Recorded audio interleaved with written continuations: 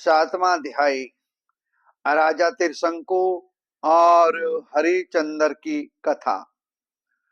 सुखदेव जी कहते हैं, परीक्षित, मैं वर्णन कर चुका हूं कि मानदाता के पुत्रों में सबसे श्रेष्ठ अम्बरीश थे। उनके दादा जुबनासव ने उन्हें पुत्र रूप में स्वीकार कर लिया। उनका पुत्र हुआ यौवनाश्व नाश्व यौवनाश्व का हरित। मानदाता के वंश में ये तीन आवंतर गोत्र के पूर्वतक हुए। नागों ने अपनी बहन नर्मदा का विवाह पुरुकुत्स से कर दिया।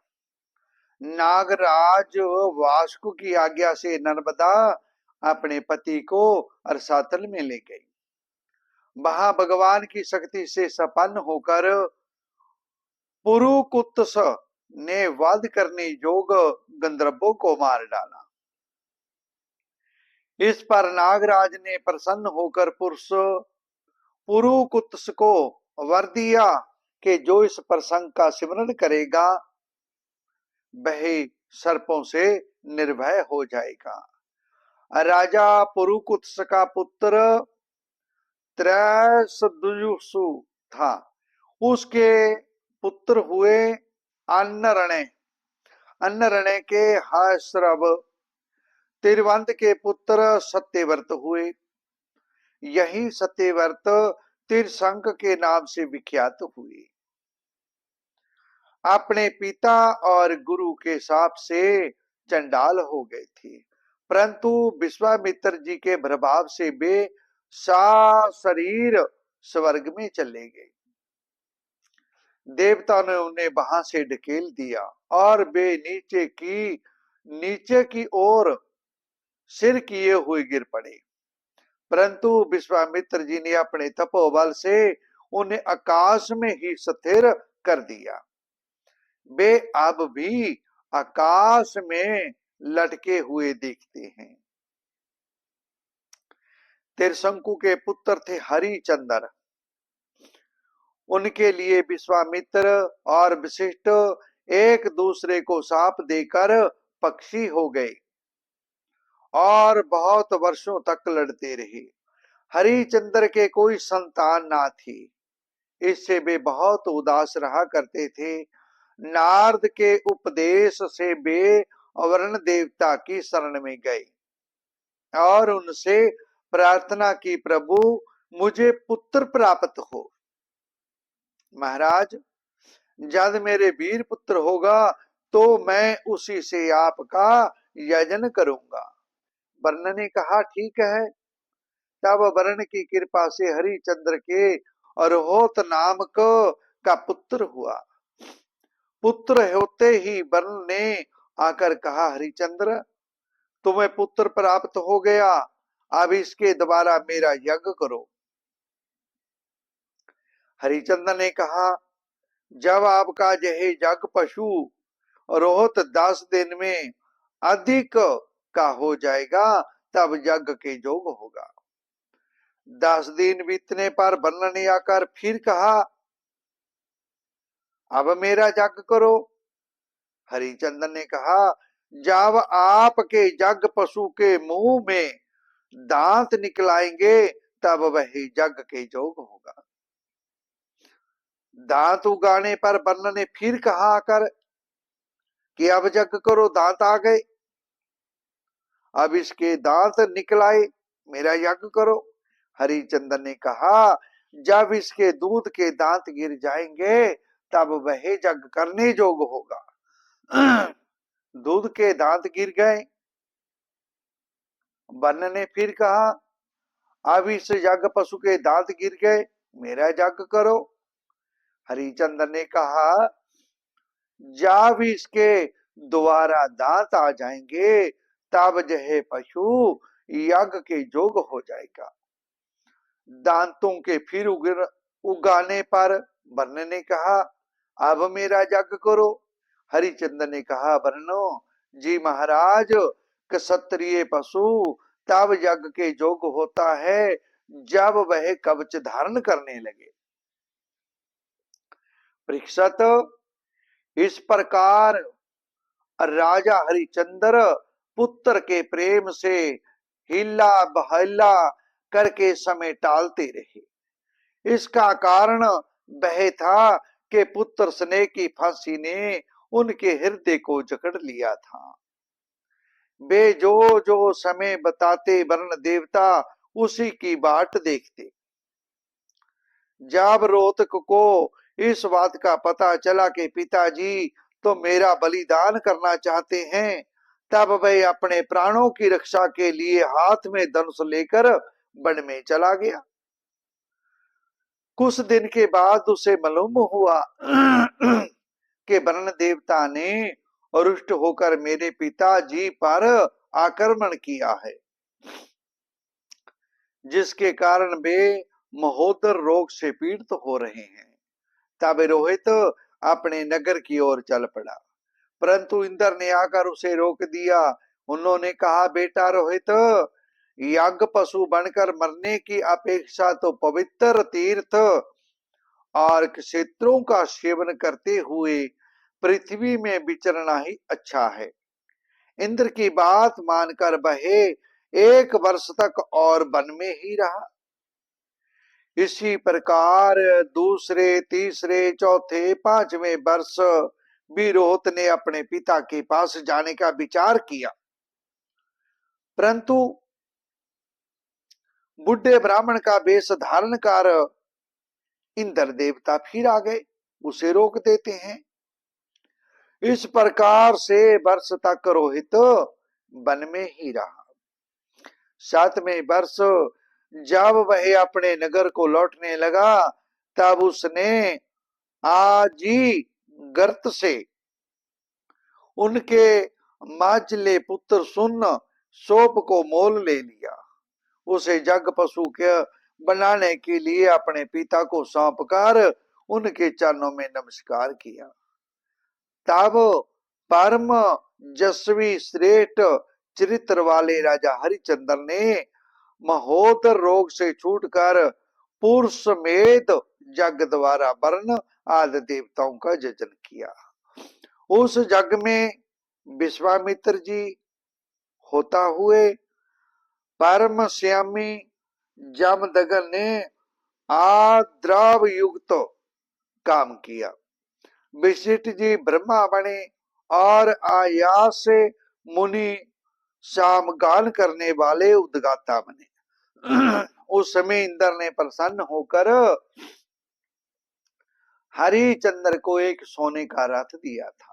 परीक्षित, आगे चलकर मैं सुन सेव का महात्म वर्णन करूंगा। हरिचंद्र को अपनी पत्नी के साथ सत्य में दृढ़ता पूर्वक स्थित देखकर विश्वामित्र जी बहुत प्रसन्न हुए। उन्होंने उन्हें या उस ज्ञान का उपदेश किया जिसका कभी नाश नहीं होता। उसके अनुसार राजा हरिचंद्र ने अपने मन को पृथ्वी में, पृथ्वी को जल में, जल को तेज में, तेज को वायु में और वायु को आकाश में स्थिर करके आकाश को हंकार में लीन कर लिया। फिर हंकार को महतत्व में लीन करके उसमें ज्ञान कला का ध्यान किया, उससे अज्ञान को भस्म कर दिया। इसके बाद निर्वाण सुख की अनुभूति से उस ज्ञान कला का भी परित्याग कर दिया और समस्त बंधनों से मुक्त होकर वे अपने उस सब रूप में स्थित हो गए, जो ना तो किसी प्रकार बतलाया जा सकता है और ना उसके संबंध में किसी प्रकार का अनुमान ही किया जा सकता है। सुखदेव जी कहते हैं, रोहोत का पुत्र था हरित, हरित से चंप हुआ, उसी में चंपापुरी बसाई थी। चंप से सुदेव और उसका पुत्र विजय हुआ। विजय का भृत और इस तरह बस चलने लगी। जब उसकी सौतों के ये बात मालूम हुई तब उन्होंने भोजन के साथ गार विष दे दिया। जब वह को वन में जाने पर बुढ़ाके के कारण बहू की मृत्यु हो गई विष देने के कारण, परंतु गर्भ पर उसका उस विष का कोई प्रभाव नहीं पड़ा, बल्कि उस विष को लिए हुए ही एक बालक का जन्म हुआ, जो घर के साथ ही पैदा होने के कारण सगर बतलाया। सगर बड़े यशस्वी राजा हुए। सगर चक्रवर्ती सम्राट थे। उन्हीं के पुत्रों ने पृथ्वी खोदकर समुद्र बना दिया था। सगर ने अपने गुरुदेव आर्व की आज्ञा मानकर ताल जंग यक हैवे और बर्बर जाति के लोगों का वध नहीं किया, बल्कि उन्हें विरूप बना दिया। उनमें से कुछ के सिर मुंडवा दिए, कुछ के मुंह से दाढ़ी रखवा दी, कुछ को खुले बालों वाला बना दिया, कुछ को आधा मुंडवा दिया। कुछ लोगों को सगर ने केवल वस्त्र ओढ़ने की ही आज्ञा दी, पहनने की नहीं। कुछ को केवल लंगोटी पहनने की को ही कहा, ओढ़ने को नहीं। इसके बाद राजा सगर ने आरब ऋषि से उद्देश्य अनुसार अश्वमेध यज्ञ करके यज्ञ के द्वारा संपूर्ण वेद एवं देवतामय आत्म स्वरूप सर्वशक्तिमान भगवान की आराधना की। उसके यज्ञ में जो घोड़ा छोड़ा गया था उसे इंद्र ने चुरा लिया। उसमें महारानी सुमित्रा के गर्भ से उत्पन्न सगर के पुत्रों ने अपने पिता की आज्ञानुसार घोड़े के लिए सारी पृथ्वी छान डाली। जब उन्हें कहीं घोड़ा ना मिला तब उन्होंने बड़े घमंड से सब ओर से पृथ्वी को खोद डाला। खोदते खोदते उन्हें पूर्व और उत्तर के कोने पर कपिल मुनि के पास अपना घोड़ा दिखाई दिया। घोड़े को देखकर वे 60,000 राजकुमार शस्त्र उठाकर यह कहते हुए उनकी ओर दौड़ पड़े, यही हमारे घोड़े को चुराने वाला है। देखो तो सही, इसने इस समय कैसे आंखें मूंद रखी है। यह पापी है, इसको मार डालो। उसी समय कपिल मुनि ने अपनी पलकें खोली। इंद्र ने राजकुमारों की बुद्धि हर ली थी। वो क्रोध कर रहे थे, कपिल मुनि को चोर बता रहे थे और उसे बुरा भी बोल रहे थे। इसी से उन्होंने कपिल मुनि जैसे महापुरुष का तिरस्कार किया। इस तिरस्कार के फल स्वरूप उनके शरीर में ही आग जल उठी, जिसे क्षण भर में ही वे सब के सब जल कर राख हो गए। परीक्षित, सगर के लड़के कपिल मुनि के क्रोध से जल गए, ऐसा कहना उचित नहीं। वे तो शुद्ध सत्गुण परमाश्रय हैं। उनका शरीर तो जगत को पवित्र करता है। उनमें भला क्रोध रूप तमोगुणी संभावना कैसे की जा सकती है। जय संसार सागर एक मृत्युमयी पथ है। इसके पार जाना अत्यंत कठिन है, परंतु कपिल मुनि ने इस जगत में सांख्य शास्त्र की एक ऐसी दृढ़ नाव बना दी है जिससे मुक्ति की इच्छा रखने वाला कोई भी व्यक्ति उस समुद्र के पार जा सकता है। वे केवल परम ज्ञानी ही नहीं, सभी महात्मा है। उसमें भला जय शत्रु है जय मित्र है, इस प्रकार की भेद बुद्धि कैसे हो सकती है। सगर की दूसरी पत्नी का नाम था केशनी। उसके गर्भ से उन्हें असमंजस नामक का पुत्र हुआ था।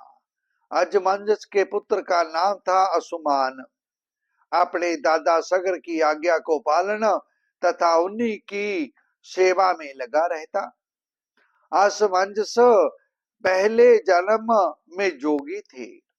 संग के कारण वे जोग विचलित हो गए थे, परंतु अब भी उन्हें अपने पूर्व जन्म का सिमरन बना हुआ था, इसलिए वे ऐसे काम किया करते थे जिनसे भाई बंधु उन्हें प्रिय ना समझे। वे कभी कभी तो अत्यंत निंदित कर्म कर बैठते, अपने को पागल सा दिखाने लगते, जहां तक के खेलते हुए बच्चों को सारियों में डाल देते। इस प्रकार उन्होंने लोगों को उद्विग्न कर दिया था।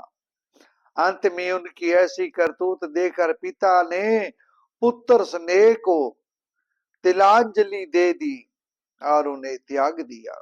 तदनंतर अजमंसस ने अपने जोग बल से सब बालकों को जीवित कर दिया और अपने पिता को दिखाकर वे वन में चले गए। अयोध्या के नागरिकों ने जब देखा कि हमारे बालक तो लौट आए, तब उन्हें असीम आश्चर्य हुआ और राजा सगर को भी बड़ा पश्चाताप हुआ। इसके बाद राजा सगर की आज्ञा से असुमान घोड़ों को ढूंढने के लिए निकले। उन्होंने अपने चाचाओं के द्वारा खोदे हुए समुद्र के किनारे किनारे चलकर उनके शरीर के भस्म के पास ही घोड़े को देखा। वहीं सगर के अवतार कपिल मुनि बैठे हुए थे। उनको देखकर उदार हृदय असुमान ने उनके चरणों में प्रणाम किया, स्तुति की। असुमान ने कहा, देव ऋषि, हे भगवान, आप जन्मा ब्रह्मा जी से भी परे हैं, इसलिए आपको प्रत्यक्ष नहीं देख पाते। देखने की बात तो लग रही, वे समाधि करते करते एवं जुगत लड़ाते लड़ाते हार गए। आज तक आपको समझ नहीं पाए। हम लोग तो उनके मान शरीर बुद्धि होने वाली सृष्टि के द्वारा बने हुए अज्ञानी जीव हैं, मूर्ख जीव हैं। संसार के शरीरधारी सतगुण रजोगुण तमोगुण प्रधान हैं। विषयों को और सपोषित अवस्था में केवल अज्ञान ही अज्ञान देखते हैं। इसका कारण यह है कि आपकी माया से मोहित हो रहे हैं। वे बहिर्मुख होने के कारण बाहर की वस्तुओं को देखते हैं और अपने हृदय में स्थित आपको नहीं देख पाते। हे महाराज ऋषि जी, कृपा करो। मैं मूढ़ किस प्रकार आपका चिंतन करूं। प्रभु, जय संसार आपकी माया की करामात है। इसको सत्य समझकर काम लोभ ईर्षा और मोह में लोगों का चित्त शरीर तथा आदि में भटकने लगता है, इसी के चक्कर में फंस जाता है। प्राणियों के आत्मा प्रभु, आज आपके दर्शन मेरे मोह की दृढ़ फांसी कट गई। सुखदेव जी कहते हैं, परीक्षित, जब असुमान ने कपिल मुनि के प्रभाव का इस प्रकार गान किया, स्तुति की, तब मुनि ने कहा, बेटा, जय घोड़ा तुम्हारे पिता में यज्ञ पशु है, पिताम का यज्ञ पशु है, इसे तुम ले जाओ। तुम्हारे जले हुए चाचाओं का उद्धार केवल गंगा जल से होगा और कोई उपाय नहीं है। असुमान ने निम्रता से घोड़े को ऋषि को प्रसन्न करके उनकी परिक्रमा की और घोड़े को ले आए। तब राजा सगर ने असुमान को राज्य का भार सौंप दिया और वे सभी विषयों से वाक होकर बंधन मुक्त हो गई। उन्होंने महर्षि और के बतलाए हुए मार्ग से परम पद की प्राप्ति की। सुखदेव जी कहते हैं, परीक्षित, असमान ने गंगा जी को लाने की कामना से बहुत वर्षों तक घोर तपस्या की, परंतु उन्हें सफलता नहीं मिली। समय आने पर उनकी मृत्यु हो गई। असमान के पुत्र दलीप ने जो भी वैसी ही तपस्या की, परंतु वे भी असफल ही रही। समय पर उनकी मृत्यु हो गई। दलीप के पुत्र थे भगीरथ। उन्होंने बहुत बड़ी तपस्या की।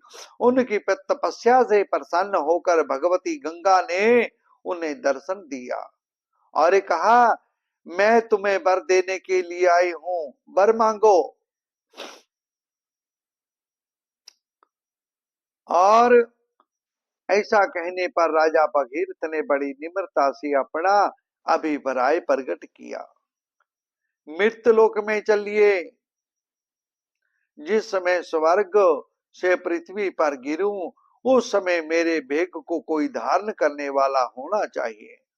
भगीरथ, ऐसा ना होने पर मैं पृथ्वी को फोड़कर अरसातल में चली जाऊंगी। इसके अतिरिक्त इस कारण से मैं भी पृथ्वी पार नहीं जाऊंगी। लोग मुझ में अपने पाप धोएंगे, मैं उस पाप को कहां छोड़ूंगी। भगीरथ, इस विषय में तुम स्वयं विचार कर लो। भगीरथ ने कहा, माता जी, जिन्होंने लोक परलोक धन संपत्ति स्त्री पुत्र कामना का संन्यास कर दिया है, जो संसार से उत्पर होकर अपने अपने शांत हैं, जो ब्रह्मनिष्ठ लोगों को पवित्र करने वाले परोपकारी सज्जन हैं, वे अपने अंग स्पर्श से तुम्हारे पापों को नष्ट कर देंगे। ऋषियों मुनियों के स्नान करने से आपके पाप नष्ट हो जाएंगे। और भारतवर्ष में महात्मा और परमात्मा से मिले हुए मुनि आप में जब स्नान करेंगे तो आपके पाप कट जाएंगे। समस्त प्राणियों के आत्मा रुद्रदेव तुम्हारा भेग धारण करेंगे, शिव आपको धारण करेंगे। क्योंकि जैसे साड़ी सूतों में ओत प्रोत है, वैसे ही सारा विश्व भगवान रूप में ही ओत प्रोत है। परीक्षित, गंगा जी से इस प्रकार कहकर राजा भगीरथ ने तपस्या के द्वारा भगवान शिव को प्रसन्न किया। थोड़े ही दिनों में महादेव जी उन पर प्रसन्न हो गए। भगवान शंकर तो संपूर्ण विश्व के हितैषी हैं। राजा की बात उन्होंने तथा अस्तु कहकर स्वीकार कर ली। फिर शिव ने सावधान होकर गंगा जी को अपने सिर पर धारण कर लिया। क्यों ना हो, भगवान के चरणों का स्पर्श होने के कारण गंगा जी का जल परम पवित्र है। इसके बाद राज ऋषि भगीरथ त्रिभुवन पावनी गंगा जी को वहां ले गए, जहां उनके पितरों का शरीर राख के ढेर बने पड़े थे। वे वायु के समान वेग से चलने वाले रथ पर सवार होकर आगे आगे चल रहे थे और उनके पीछे पीछे मार्ग में पड़ने वाले देशों को पवित्र करती हुई गंगा जी दौड़ रही थी।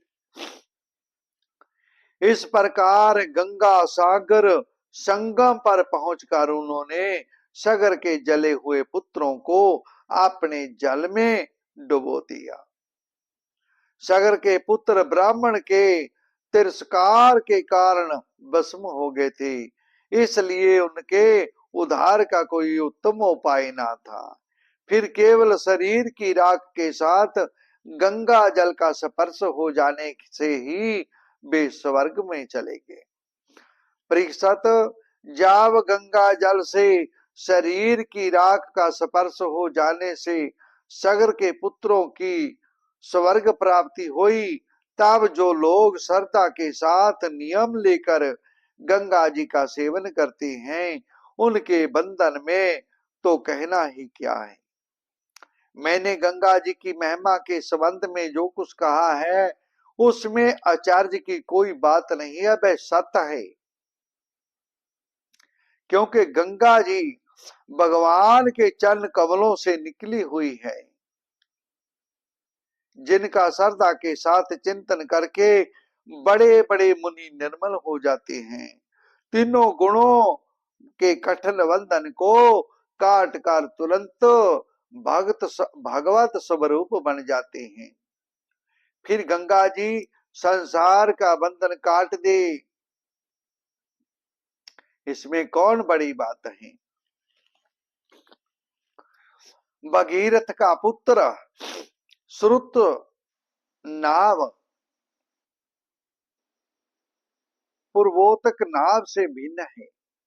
नाव का पुत्र था सिंधुदीप, सिंध द्वीप का आतयादु परीक्षित सर्व काम के पुत्र का नाम था सुदास। राजा परीक्षित ने पूछा, भगवान हम ये जानना चाहते हैं कि महात्मा सौदास को गुरु वशिष्ठ ने श्राप क्यों दिया, कोई गोपनीय बात हो तो कृपा बतलाइए। सुखदेव जी ने कहा, परीक्षित एक बार राजा सौदास शिकार खेलने गए थे, वहां उन्होंने किसी राक्षस को मार डाला, उसके भाई को छोड़ दिया। उसने राजा के इस काम को अन्याय समझा और उसमें भाई की मृत्यु का बदला लेने के लिए बैर सोये का रूप धारण करके उसके घर चला गया और रसोई का काम करने लगा। जब गुरु वशिष्ठ राजा के जहां आए तब उसने मनुष्य का मांस पकाकर उन्हें परोस दिया। जब सर्व समर्थ वशिष्ठ जी ने देखा कि परोसी जाने वाली वस्तु नितांत अभयभक्ष है, तब उन्होंने क्रोध होकर राजा को श्राप दिया, जा इस काम से तू राक्षस हो जाएगा। तब उन्हें बात मालूम हुई कि यह काम तो राक्षस का है, राजा का नहीं। तब उन्होंने उस सांप को केवल 12 वर्ष के लिए कर दिया। उस समय राजा सौदास अपनी अंजलि में जल लेकर गुरु वशिष्ठ को सांप देने के लिए उद्यत हुए, परंतु उनकी पत्नी मदयंती ने उन्हें ऐसा करने से रोक दिया। इस पर सौदास ने विचार किया कि दिशाएं, आकाश, पृथ्वी सब के सब तो जीवनमयी हैं, तब यह तीक्ष्ण जल कहां छोड़ूं। अंत में उन्हें उस जल को अपने पैरों पर डाल दिया। उस जल से उनके पैर काले पड़ गए, इसलिए उसका नाम कलमाशपाद कलमाशपाद भी हुआ। वे राक्षस हो चुके थे। एक दिन राक्षस बने हुए राजा कलमाशपाद ने एक बनवासी दंपति को सहसो देख लिया। कलमाशपाद को भूख लगी थी, उसने ब्राह्मण को पकड़ लिया। ब्राह्मण पत्नी की कामना भी पूर्ण नहीं हुई थी। राजनो, आप राक्षस नहीं हैं, आप महारानी मदयंती के पति इक्ष्वाकु के वीर महारथी हैं। आपको ऐसा अधर्म नहीं करना चाहिए। मुझे संतान की कामना है, इस ब्राह्मण की भी कामनाएं अभी पूर्ण नहीं हुई, इसलिए आप मुझे मेरा ब्राह्मण पति दे दीजिए। राजन, जय मनुष्य शरीर जीव को धर्म, अर्थ, काम, मोक्ष चारों पुरुषार्थों की प्राप्ति कराने वाला है। इसलिए वीर, इस शरीर को नष्ट कर देना सभी पुरुषार्थों की हत्या कही जाती है। जय उन पुरुषोत्तम परम ब्रह्म की समस्त प्राणियों की आत्मा हैं, रूप में आराधना करना चाहते हैं। राजन, आप शक्तिशाली हैं, आप धर्म का मर्म भली बात जानते हैं। जैसे पिता के हाथों पुत्रों की मृत्यु उचित नहीं, वैसे ही आप जैसे श्रेष्ठ राज ऋषि के हाथों मेरे श्रेष्ठ ब्रह्म ऋषि पति का वध किसी प्रकार उचित नहीं है। आपका साधु समाज में बड़ा सम्मान है। आप मेरे परोपकारी निरपराध ब्रह्मवादी पति का वध कैसे ठीक समझ रहे हैं?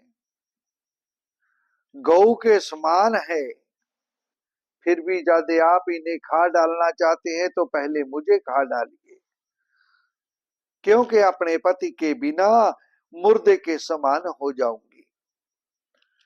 ब्राह्मण पत्नी बड़ी करुणापूर्ण वाणी से इस प्रकार कहकर अनाथ की भांति रोने लगी। परंतु सदास ने साप से मोहित होने के कारण उसकी प्रार्थना पर कुछ ध्यान नहीं दिया और उस पशु को खा जाए।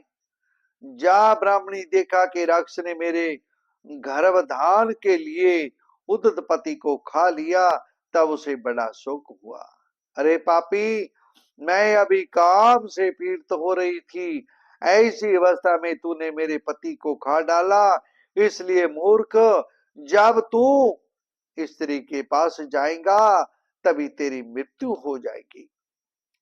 इसी प्रकार मित्र सह को शाप देकर ब्राह्मणी अपने पति की अस्थियों को धधकती हुई चिता में डालकर सभी सती हो गई।